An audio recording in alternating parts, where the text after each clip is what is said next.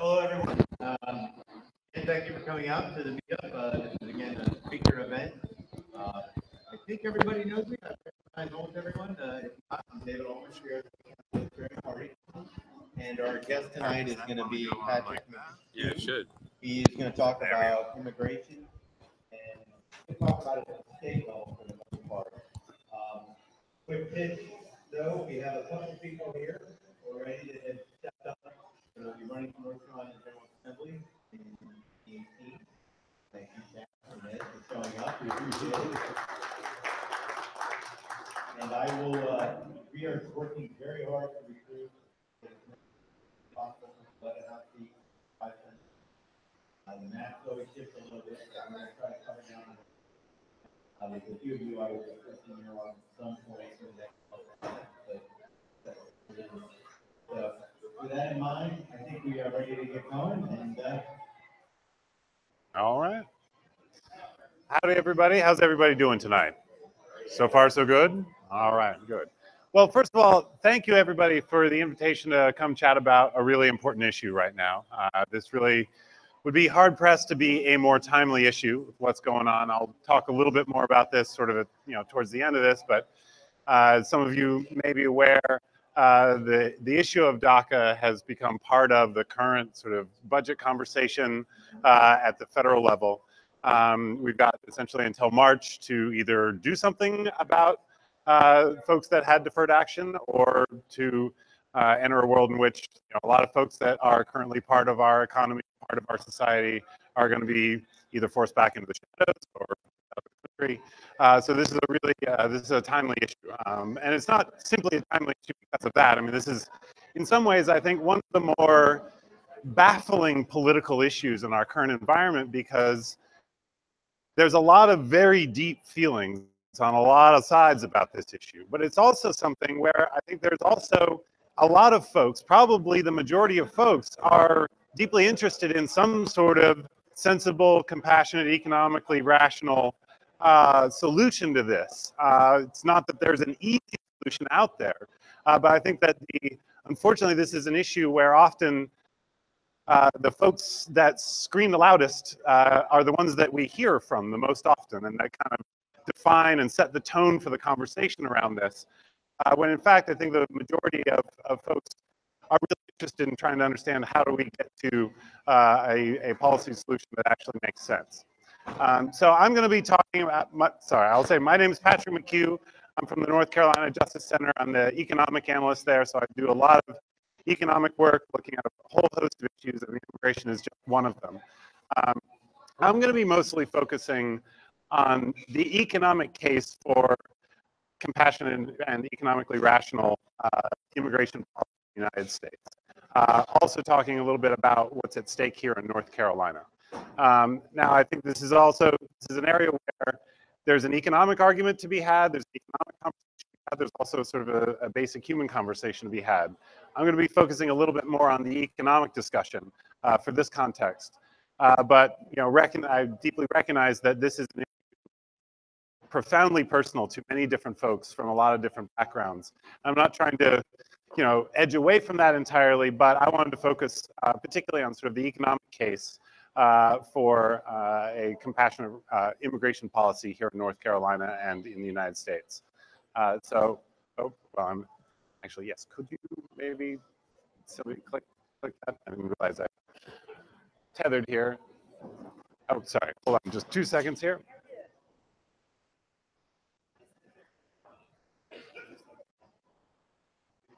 Do you mind? All right. Thank you. I didn't realize I was going to be tethered to the machine. I thought I could just go click it. So first of all, I would just start with a little bit of broad background. A lot of the conversation about immigration in the current context really focuses overly on immigration from Latin America, South America. And it's certainly true that the largest share of immigrants in North Carolina have come from Latin America, but there's actually a really large number of immigrants in our state that have come from all around the world. And so what this kind of shows, and I know it's a little bit hard to see up here on the screen, so I'll kind of walk you through it. What this shows is essentially the shift from the 1960s through the 2000s in terms of where immigrants are coming from that are entering the United States. For a whole host of reasons, a lot having to do with federal policy that set pretty strict quotas that favored immigrants from Europe up through most of the 1800s and the early 1900s. Several decades ago, the vast majority of folks that were coming into the United States were coming from Europe. That started to change as we ceased having policies that were as specifically that favored immigrants from Europe quite as systematically as used to be the case. And so what you see here, I think the green bar there is folks coming from Europe. You'll see that several decades ago, that was the overwhelming majority of folks that were coming into the United States. And we've seen a growth both from Latin America, but also from Asia, from other parts of the world. So where we previously had an immigration system that forced immigration to be largely a Europe to the United States phenomenon, as that policy was liberalized, we started to see the United States truly becoming a global destination. And we'll talk a little bit more sort of what that means for us as the economic benefits of that. But one of the things I wanted to just sort of point out is that in the current context, we tend to often talk about immigration as only coming from Central and South America, which is not true. There's a huge chunk of immigrants that are coming into North Carolina that are still coming from Europe, that are coming from China, that are coming from India, that are coming from all around the world. So this is something that tends to get boiled down to just one kind of region of origin, when in reality that doesn't actually do justice to the complexity of immigration as a policy area. Now I want to talk about, so we've seen kind of we were just talking about the kind of diversification of where folks are coming from. At the same time, we've also seen a diversification in where folks are going to and where they're entering the United States.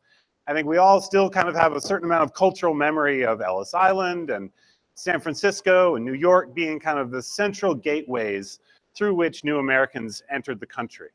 And what has happened over the last 40 years is that, first of all, we've seen an emergence of what some folks call new gateway cities. So it's no longer people are just coming through New York or just coming through San Francisco or Seattle.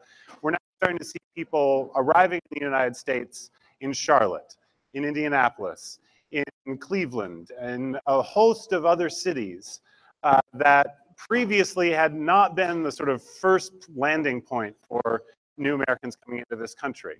As I mentioned, Charlotte has really emerged over the last 20 years as one of these new gateway cities. In addition to that, we've also seen more and more immigration happening in rural communities. A lot of this is tied to the agricultural economy, but it's not purely just that. And so part of what I've kind of laid out here is the move from, the upper left, an immigrant family in the 1800s, looking, I believe, from Ellis Island over to Manhattan. Second, that's the Charlotte skyline, so you started to see more cities becoming places where there was enough density of an immigrant population that folks in other countries could sort of hear a little bit about what it's like to live there. And now we're starting to see more and more immigration happening in rural communities, both in North Carolina and across the country. One of the things that this is just, give you a sense of that. So this is a map of North Carolina that, and again, I apologize for it being relatively small. The sort of long and short of it is the darker colors indicate counties in North Carolina that have a larger share of immigrant population. And it's certainly true that you look on that, you do see some of the urban centers, you see Charlotte, you see the Triad, you see the Triangle as some places that have higher immigrant populations. And it is certainly true that a number of those cities have seen 5, 6, 7 time increase in the percentage of immigrant residents over the last 20 or 30 years. I think what often doesn't get sort of fully appreciated is how many counties in North Carolina, particularly rural counties, have also seen large increases in their immigrant population. In fact, there's a number of counties in North Carolina that have seen at least 10x increase in their immigrant population. And every single one of those counties that's seen that level of growth in immigrant population are rural counties.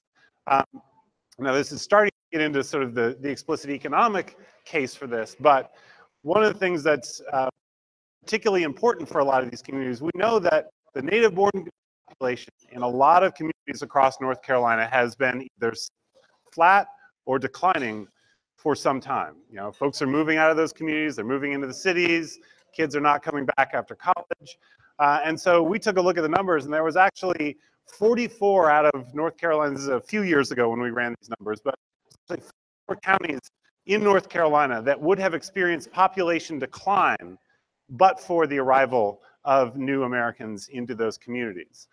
You know, we won't go on to too much length about, but if you look around the world at countries that are experiencing population decline, it creates a sort of stacking capitalism of economic challenges. As an aging population comes through, you cease to have folks that are, you know, that are there to care for elderly citizens. You cease to have folks that are be new workers entering the labor force.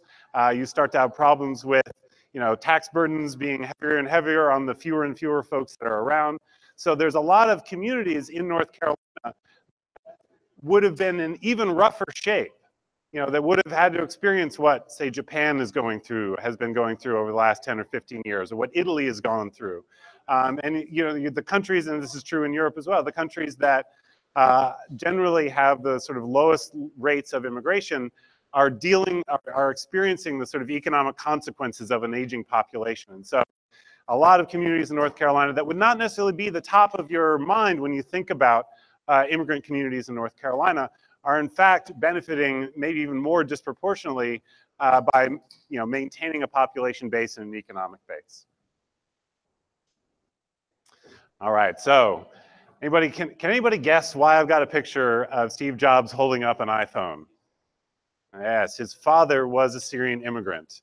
Part of what I'm getting into here is that immigrants have a very long tradition of being essential to the entrepreneurial ecosystem in the United States. I mean, I also put this up here because I find it deeply ironic to see a bunch of folks, you know, when the, you know, travel ban was being bandied about, you see a bunch of folks tweeting about how we don't want any of those Syrians in the United States on devices that they would not have in their hands had there not been a Syrian immigrant who came to the United States.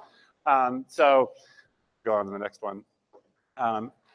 As I mentioned, you know, immigrants have a very long history of being even more entrepreneurial than the native-born population in the United States. And this is true for a whole host of companies. At the largest end of the scale, roughly 40% of the Fortune 500 companies in the United States were founded by an immigrant or the child of an immigrant. And this includes some of the, you know, venerable companies like Budweiser and AT&T and Colgate and General Electric. And it's equally as true for a lot of the new tech behemoths that have emerged over the last several years. So this is, you know, without immigrants, we would not have many of the companies that have come to define what makes America a leader in a variety of these industries. On to the next. And while a lot of folks, you know, that focus on this issue talk a lot about particularly that Fortune 500, you know, kind of scale of operations. In some ways, the impact of immigrants as entrepreneurs in North Carolina, I would say, is even more profound in the small business, Main Street, mom and pop shop end of the economy. When we looked, again, this is a few years old, I think this data takes us up through 2013 or 2014. We looked at only what you could sort of define as Main Street businesses. So a lot of basic services, stuff that, you know, restaurants, hotels, gas stations, you know, a variety of basic services that we all rely upon every single day. And 20% of those businesses in North Carolina are owned by immigrants in North Carolina, which is, if you really think about what it would mean to move all of those businesses that exist, again, that not just provide jobs, that provide basic services that we all rely upon, I would say that in some ways that would be even more of a cataclysm, particularly for the communities across North Carolina that have a hard time attracting some of the big Fortune 500 companies, that have a hard time competing in some of these heavy tech spaces. Those are the communities in which, particularly, and we're just about to look at it here, let's go to the next one. Particularly if you look at the growth over the last 15, 20 years, I'll just focus on sort of the last set of bars there. Immigrants represent roughly around 7.5% of the population here in North Carolina. They represent about 8 or 9% of the GDP in North Carolina, but fully 20% of the Main Street business ownership in North Carolina. In fact, from I think it was 2000 to 2013, fully 80% of the net new Main Street businesses in North Carolina were started and owned by immigrants. So again, and this is something that has a very long history behind it. This is not just unique to North Carolina either. That the Kaufman Foundation, for example, is an organization that tracks entrepreneurship nationwide. And you look at the sort of rate of business startups coming out of the immigrant community, and it's systematically higher than folks that were originally born in the United States. So I think one of the important things about this is you kind of have to get your economic metaphor correct. And unfortunately, we have a lot of metaphors running around out there that may seem perfectly intuitive at one level, that don't actually describe how real world economies work. And I'm talking about there is sort of the metaphor on the left, the pie, right? There's this this very common perception, and actively reinforced by a variety of political leaders, that there's only so much economy out there to go around, and every bit that goes to somebody who was not born in the United States is therefore by definition not going to somebody who was born in the United States. And that just simply is not how the economy works. We're going to get into a few pieces of evidence to that effect here in just a second. But suffice to say that, well, one of the key things that I think is important to raise, and this is part of why I kind of put up the metaphor of growth, or sort of a forest growing. I know that may be a little bit green, but the reality is when new folks enter an economy, they aren't just workers, they are also consumers. We have a consumer-driven economy. The vast majority of economic activity in the United States is rooted in consumer demand. When new folks arrive in North Carolina or arrive in the United States, they are bringing with them consumer demand. So the overall size of the economy grows along with the addition of new folks. Now, I'm also putting this up there, and we're going to talk just a little bit more about this in a second. I'm not going to imply or claim that there's never a moment in which somebody who was not born in the United States is competing for a job with somebody who was born in the United States. That does happen. And we'll talk a little bit more about sort of where that tends to happen. But that's why, as much as it may seem all kind of hunky-dory to put a nice picture of a forest up there, some of those trees are competing with one another. It's not purely just everybody getting along. But the reality is that metaphor, even recognizing that sometimes there are points where folks are competing with one another, is much closer to the overall economic truth than this notion of a zero-sum economic pie where every dollar that goes to somebody who was born outside the United States is by definition not going to somebody who was born here. So this is one of the things that we took a look at, and again, I apologize if this is hard to read. We split the counties in North Carolina that have large immigrant populations out from counties that have relatively small immigrant populations. And what you find is that counties that have larger immigrant populations, on average, have lower levels of unemployment, lower levels of poverty, and pay better wages, which is directly not what you would expect if there's a direct competition between folks who are born here and folks who have not. Now, if you're skeptical that I'm just cherry picking, and all that we're really getting is counties that have large immigrant populations tend to be the more urbanized counties, which on average is true in North Carolina. I did the same thing only for rural counties. So split out the Wake Forests and the Wake counties and the Mecklenburg counties and looked at only rural counties. And the same thing emerges, that rural communities with relatively smaller numbers of immigrants economically are not doing as well as their peer neighbor counties with comparatively larger immigrant populations. So again, if the metaphor of an economic pie were really actually reflective of how the economy works, we wouldn't see this. We would see the exact inverse of this result. Now again, I'll just stop for half a second here to talk just directly about, there is a lot of economic literature out there on how does the arrival of new folks impact folks that already live there in terms of wages, in terms of competition for jobs. I think there's a few, and while this is a kind of diverse body of literature, I think there's a few things that you can draw out of it that are, if not complete consensus, are sort of the center of the evidence that is out there. First of all, there is very little evidence that for the majority of native-born workers, there's any wage competition or direct competition for jobs. The evidence that where there is competition, when new immigrants arrive, their first competition was with immigrants that are already there. Those are the first folks that are actually often in direct competition with newest arrivals are immigrants that have been there for 5 or 10 or 15 years. There is some competition, again, amongst sort of the lowest skill, lowest paying rungs of the labor force between native-born folks and folks that are new to this country.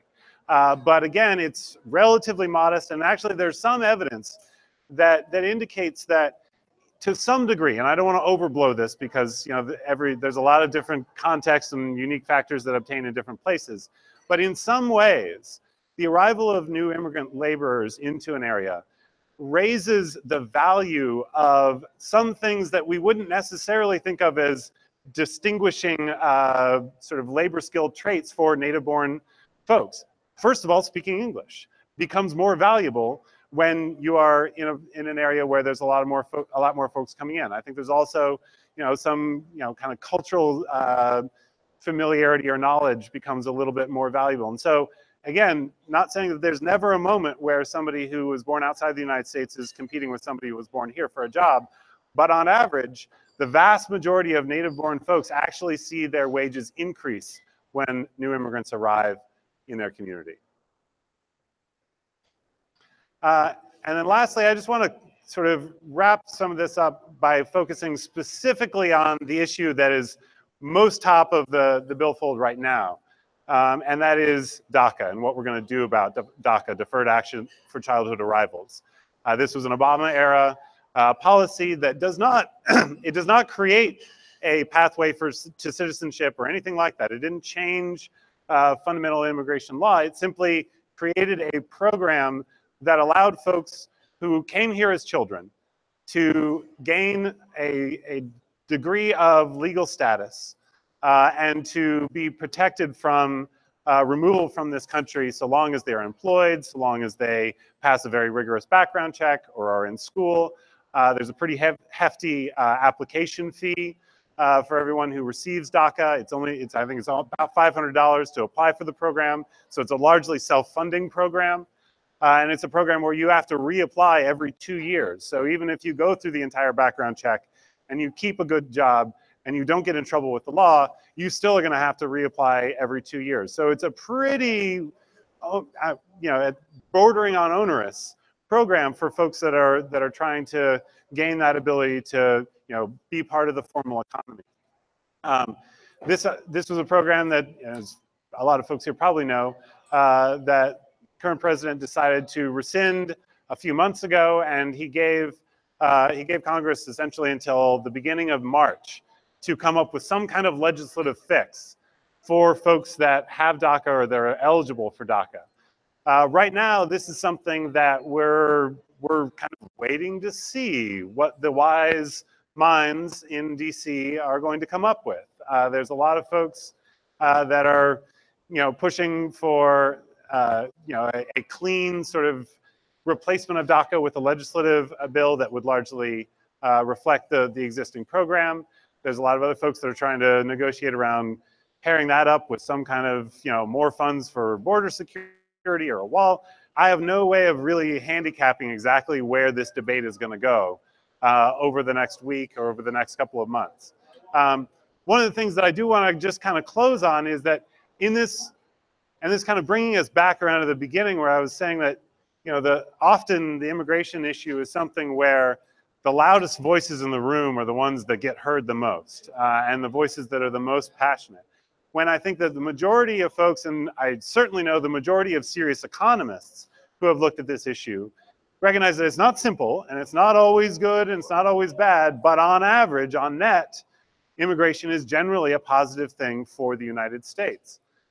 So particularly when it comes to DACA, rarely will you find economists at the Cato Institute and economists at the Center for American Progress, which is one of the more progressive or liberal think tanks in DC, rarely will you find economists at these two organizations arriving at just about the same conclusion about a really salient feature of public policy. DACA is one of those examples. So economists at both of these organizations have looked at the likely effect on the US economy and on state economies were we to allow DACA to completely go into this, completely sunset. And by and large, the two sides, they have slightly different methodologies and their numbers are not exactly the same, but they basically arrive at somewhere in the vicinity of about $1 billion cost to North Carolina alone per year over the next decade if we allow DACA to sunset. Now we can talk more about, you know, sort of exactly what's happening there. And I'll actually say that having looked at this research, I would say both of these estimates are deeply conservative estimates because neither one of them actually explicitly account for the contribution that immigrants make as consumers and the way in which they create jobs by creating consumer demand. Neither of those studies actually contemplate that. They're purely looking at the contributions of immigrants as employees. Center for American Progress arrived at a slightly larger number because they take a look, they try to do a little bit more to look at the cost to employers if they suddenly have to replace, you know, nationwide, I think it's around 700,000 people that are currently DACA recipients. If they have to replace all those folks, particularly in industries like construction where we're pretty close to full employment already and there's not a ready-made, you know, pool of excess skilled talent out there that could just be pulled off the street and put to work if folks that currently have DACA lose those protections. So that's about all I have in terms of prepared comments, but I'm happy to chat with folks about, you know, thoughts and questions about this issue. All right.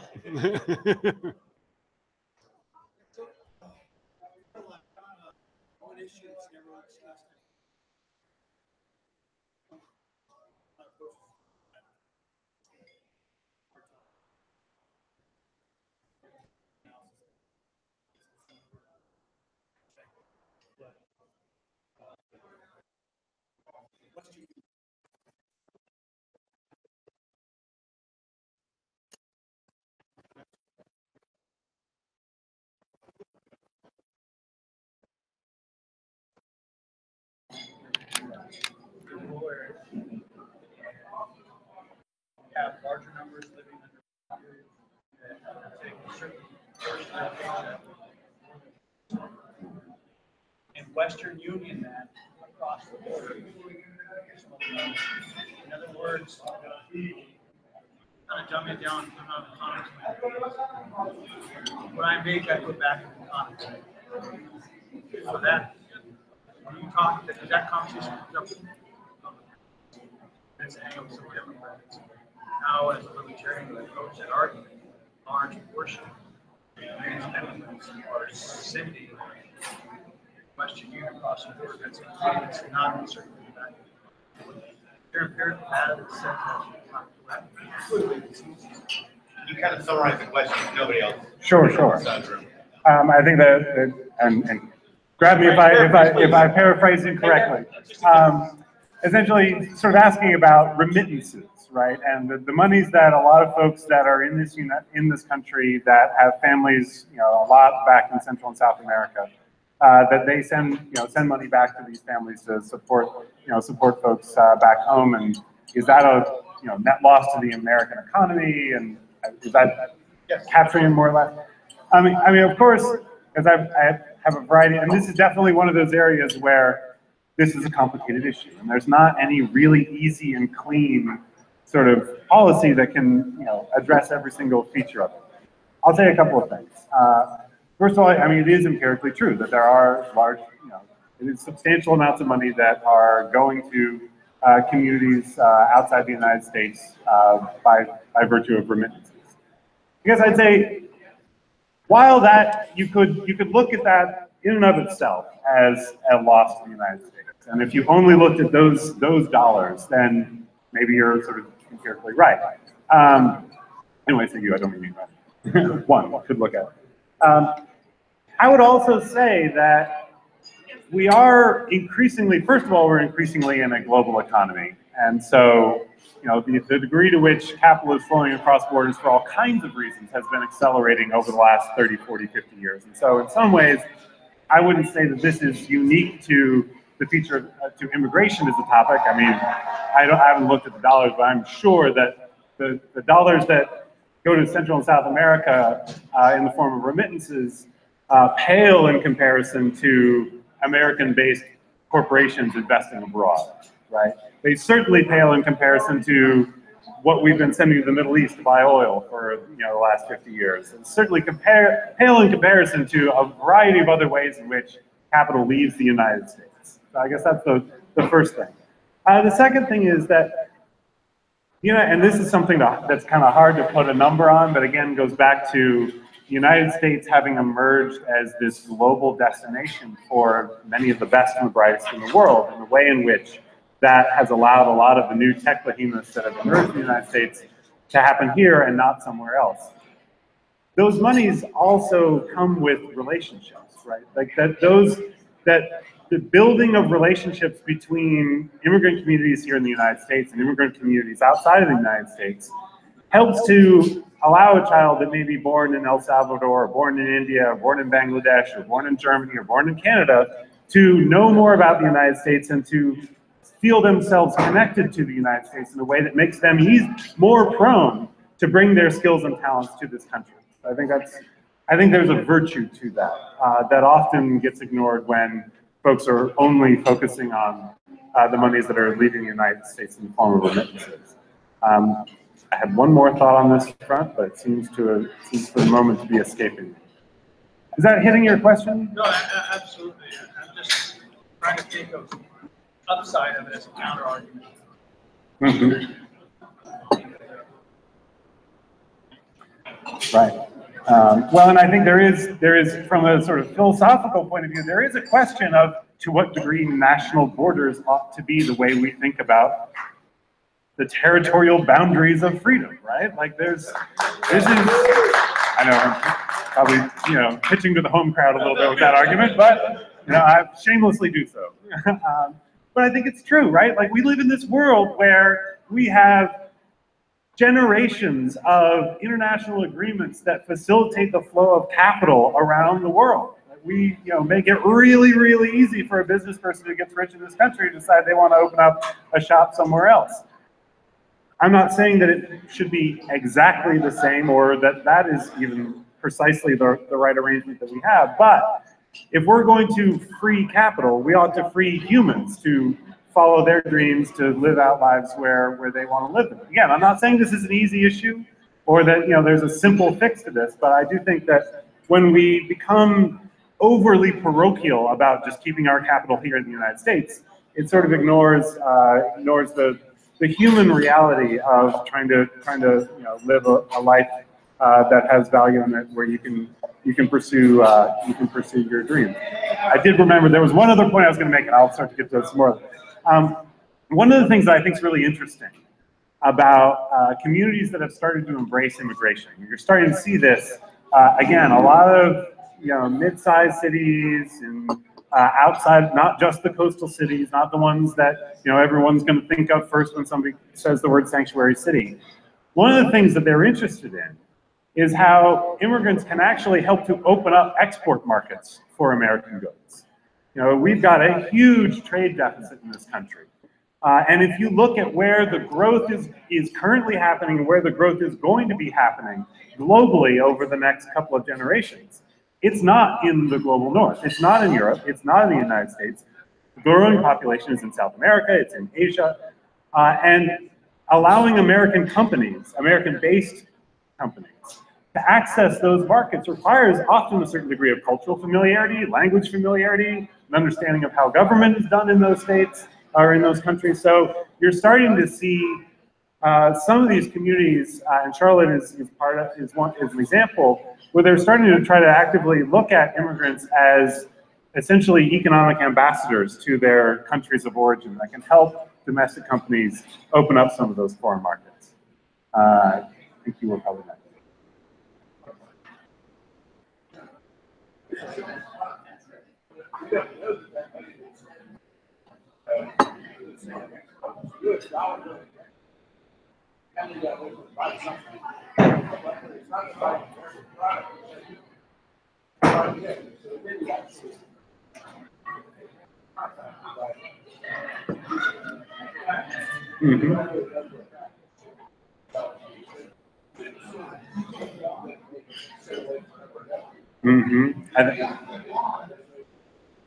No, that's absolutely right. That, you know, we often tend to talk about offshoring and the importing of goods in the United States as if, you know, every single component of a car that's built in Mexico was all built in Mexico, when in fact there's a very dense, you know, essentially from Canada. I mean, you know, say what you will about NAFTA, one of the consequences of this is that there are supply chains that stretch from Canada down to Mexico that do involve a lot of American companies. And so yes, you're absolutely right to say that some of the goods that may be consumed in Mexico were actually originally manufactured, or components were manufactured here in the United States.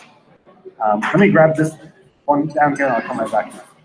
So a lot of what we saw was referencing the economic value, and one of the things we touched on were remittances. The question is sort of that calculation and how you measure that calculation.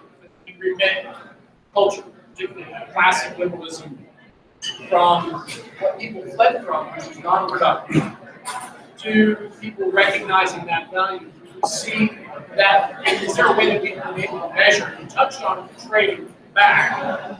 You touched on it with folks being inspired to young. The question to me is exporting the value of change in those countries where these folks are coming from, eventually seeding change and creating more economic activity because of those changes, or not. And I think, well, I'll say, I think it's a really good point. I'll try to paraphrase here and be accurate. Essentially, in addition to sort of trade relationships, that the existence of immigration and the relationships, particularly within families and communities that tie communities here in the United States to communities in other countries, that there's a cultural exchange going on there, and that a lot of what's happening is sort of American economic and political ideals are flowing back into those countries, and changing the dynamics on the ground there, and creating an appetite and a demand for something more like the American economic and political structure. Is that a fair capture? I think that's absolutely right. I don't know of anybody that's been able to put any hard and fast dollar figures on that, but it was certainly the logic behind trying to normalize relationship with Cuba, right? Like that, we've tried isolation for 50 years.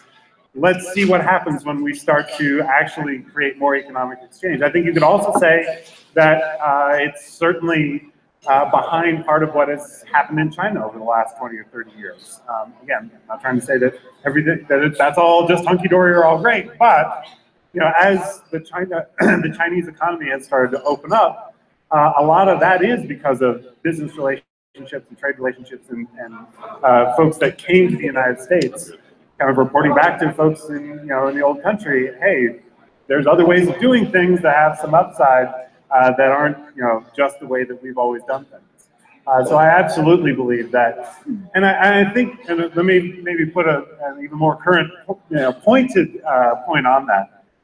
This to me is one of the greatest dangers of some pretty irresponsible rhetoric that we're seeing from a lot of political leaders in this country. Even if we manage to keep DACA around or replace it with some kind of more permanent replacement, folks around the world are listening. They know what's happening in the United States. They hear what comes, out of the mouths of folks in DC and out of the Twitter feeds of folks in DC. And it's already having a negative effect on our reputation around the world and the degree to which we can credibly hold ourselves out as an exemplar to other countries. So I think even if policy doesn't massively change over the next couple of years, we're still endangering the sort of status that the United States has cultivated over more than 200 years as an example of how to put together an economy and an example of how to put together a democracy. And Bobby, take two more. Maybe Ed and Bobby. All right. Ed? All right. Regarding the DACA comments you make, I'm strongly in favor of keeping allowing kids here. Because of my wife's profession, I've learned a lot about the school system and about kids coming out of the school system that have incredible qualifications. And they know once they graduate high school, they got nothing left, even though they probably should go on to college, med school, or some more productive profession. All they can do is get a job without the system. So one of the arguments I've heard against this, one of the arguments I have against it, is that we encourage more people to come here that perform a lot of our social services, right? So my preference would be to have a social service. That's what would be an argument. And we welcome everybody that's going to come together. So what, do you have any data that talks that address the economic balance between the contributions that you show here versus any data regarding the consumption of free services from the government balance that out? Not necessarily because I want to know that answer, but if you show that net and positive, it becomes a very good argument to squash that concern about even the services today being the reason why we should buy that. And I'm not going to be able to quote specific figures off the top of my head. I think it's a fair question. Let me paraphrase. Basically, the question is, often the argument is made that folks that are coming to this country are immediately consuming a whole bunch of social services and imposing a burden on state and federal government by demanding services. And by and large, that is an argument that is massively overblown, particularly when we're talking about folks that are here without documented status. Simple fact is that very, very, very few of them are actually drawing down any meaningful social services. I mean, the single largest cost, at least up front, is educating these children. We're already doing that. We're obligated to do that. So in terms of most of what folks would think about, conventional social safety net, healthcare, what have you, the vast majority of these folks are not getting it, even if they're eligible for it. I mean, a lot of folks that are in these families are terrified about making contact with any form of government. Even if somebody is a legal citizen, even if a child was born here, a lot of times they're terrified about raising the flag too high, lest their parents end up on the radar screen for some, for ICE and end up out of the country. I agree that's probably true. Do you have any measured data to back that up? I will see what I can find. I can say, and again, I'm not going to be able to, this is reaching back in my memory a little bit here. I can't put to specific numbers on it. I do know that there is data out there that shows that, particularly in proportional terms, in terms of the share of their income that immigrants pay in taxes, is actually a lot larger than the native-born population.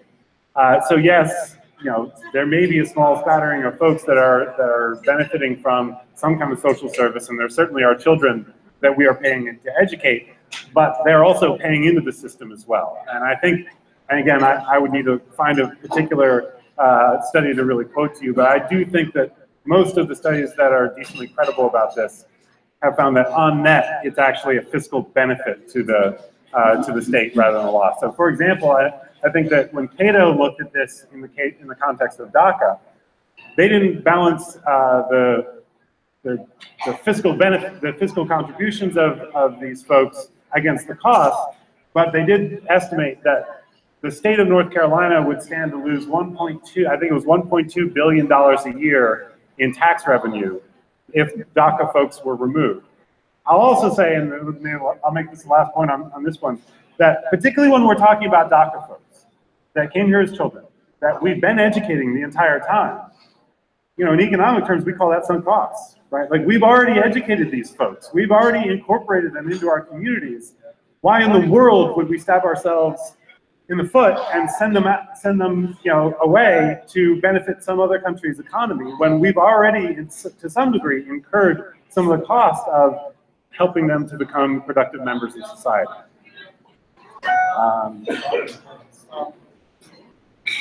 We're talking about the world opinion about us being adversely affected by DACA.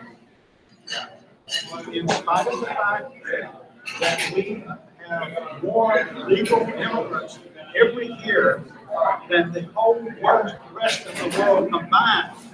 Not that we're the top, we're way beyond the top, more than the whole rest of the world.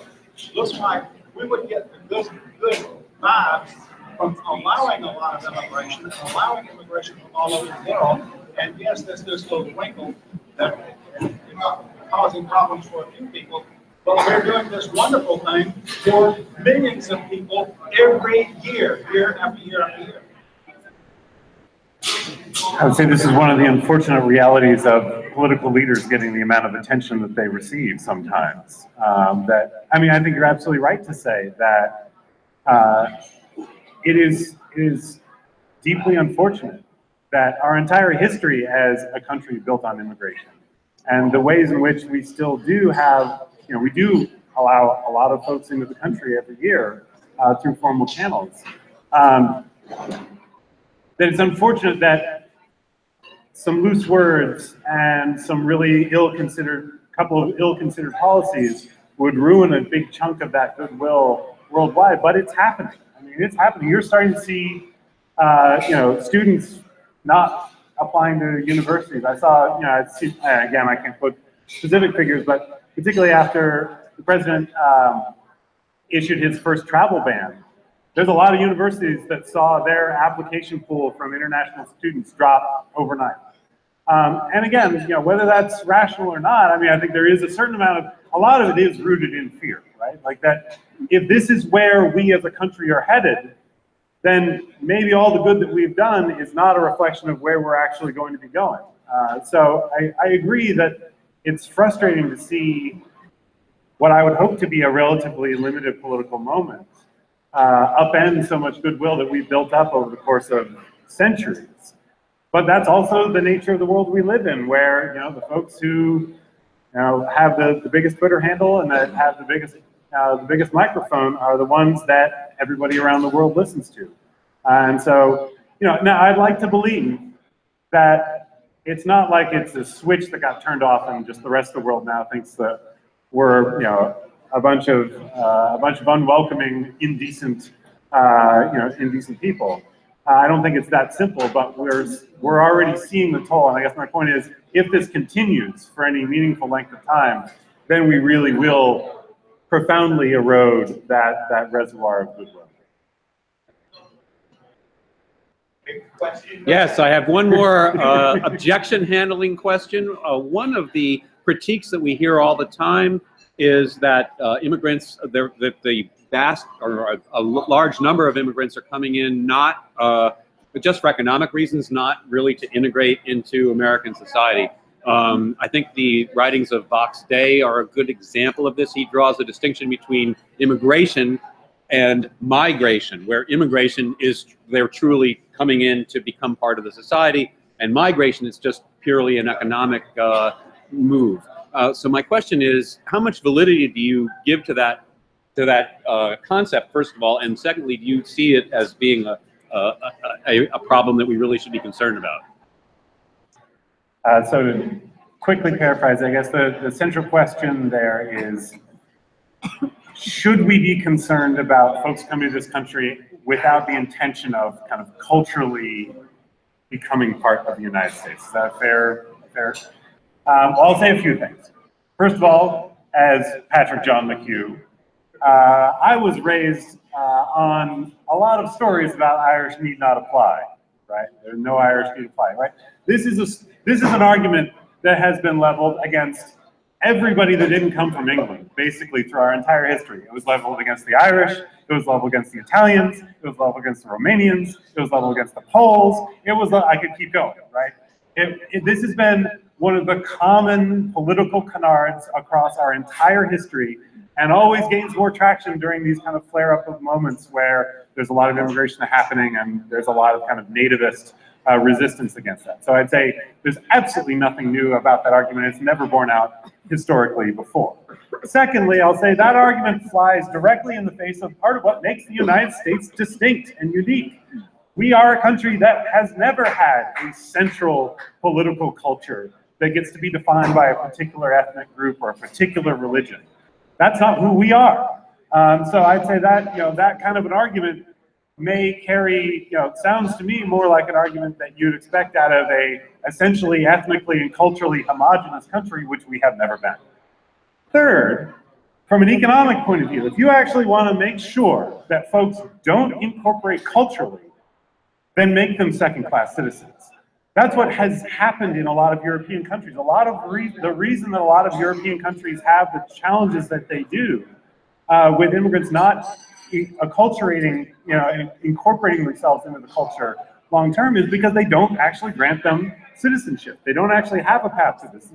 Germany has a guest worker program, and that's part of why when you ghettoize and force people into a separate, separate communities, separate lives, different jobs, that slows down the process of kind of cultural, I don't want to say assimilation, because I also think that that kind of notion that immigrants are going to come into this country and not want to change and that's a bad thing is kind of an inherently culturally conservative point of view that ignores the fact that American culture, and part of what makes it amazing, is that it has grown and matured and evolved by incorporating, not just by people coming here and changing their practices and learning English and becoming part of American society, but by actually incorporating some of their cultural practices, some of their religious practices, some of their diverse understandings. That's part of what has made us the economic dynamo that we are, because we have this diverse cultural background that has been baked into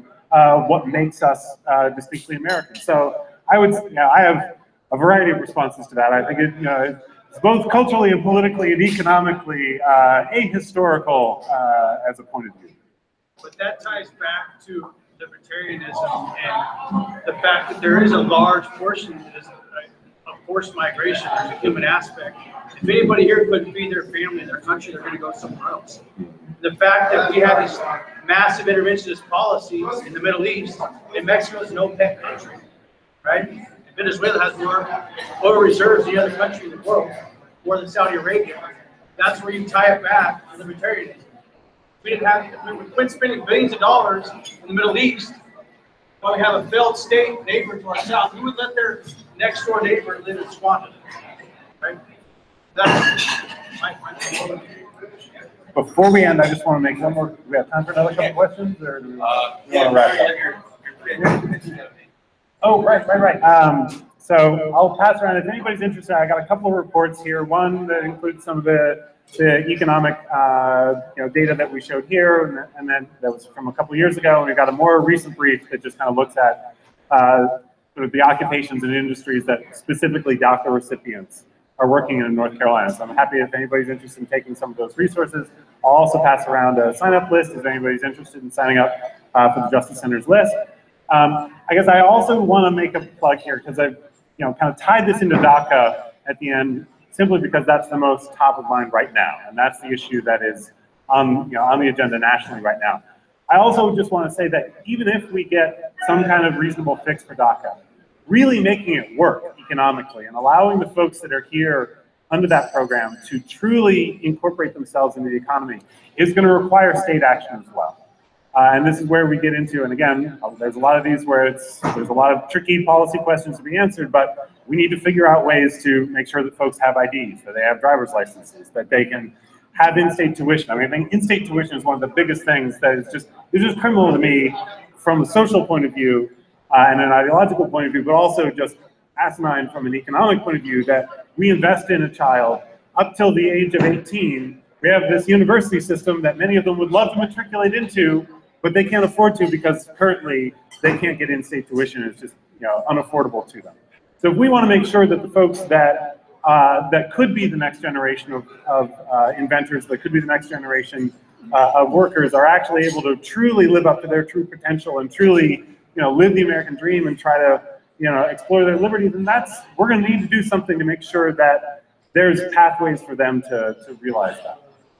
And those conversations are always happening. Every legislative session, keep your eye on the proposals. There's generally a raft of relatively draconian anti-immigrant proposals, and there's a series of efforts to arrive at a common sense solution for this population. And that's something where there's, I think, again, if you actually got the majority, there's probably a majority in the center that incorporates both of the two major political parties that would actually be interested in some common sense solutions.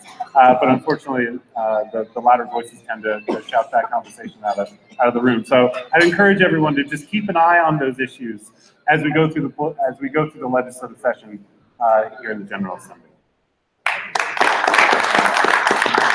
Well, thank you again. This was a great conversation. I really appreciate the invitation.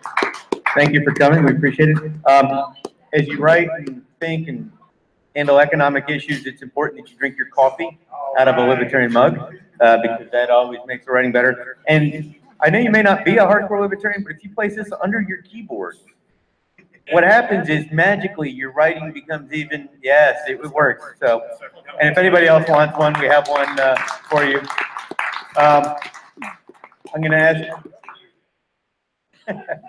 so I'm going to ask you guys to handle 2 more minutes, because Bruce is going to explain that the Libertarian Party in Wake County currently has so much money, we're going to just start giving it back. I think that's why he wanted to talk. Not true, not true. So, wow, that was a really great lecture. I really loved hearing about economics. So let me talk to you about economics more. First of all, a quiz. How many of you have heard the acronym CAP? Who knows what CAP is? Nobody on the EEC. Nope. Anybody else? Anybody? CAP? Okay, go ahead, Tim. Candidate Acceleration Program. We are in the midst of our fall fundraiser. We are trying to raise money for our Candidate Acceleration Program. This is basically, well, it's exactly what it says. We are trying to accelerate our program so that we can get our candidates launched in 2018. Now, how many candidates are we running? Does anybody know how many candidates we're planning on running? Up to what number could we run to? We could run up to 16 candidates. 16 candidates. That's 5 in the Senate. This is for Wake County I'm talking about. 11, 5 plus 11, right? 11 in the General Assembly, 5 in the Senate, 16 candidates. How much does it take to launch a single candidate? Does anybody know how much it takes to launch a candidate? You're giving all the answers. We need to call them somebody else. Anybody? How much? Okay, go ahead. $400 to launch one candidate. What does that buy you? What does that get you? That gets you filing fees, 200 and some odd.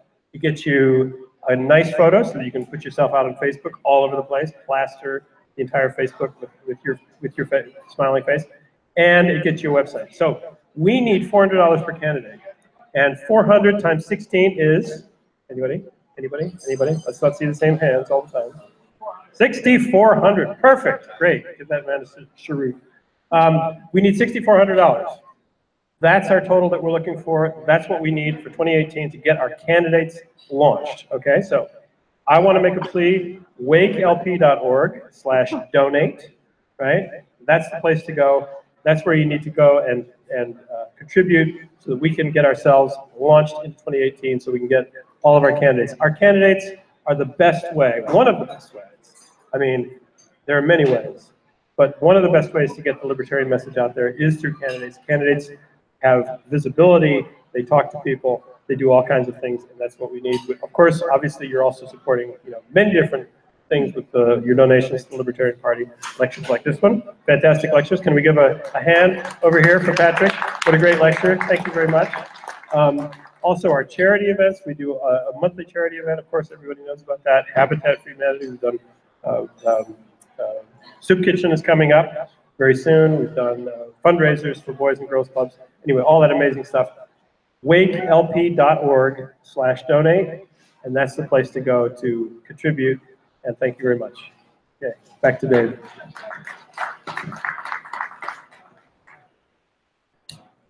Turn it off, and then you can enjoy your next beer. Usually, I can have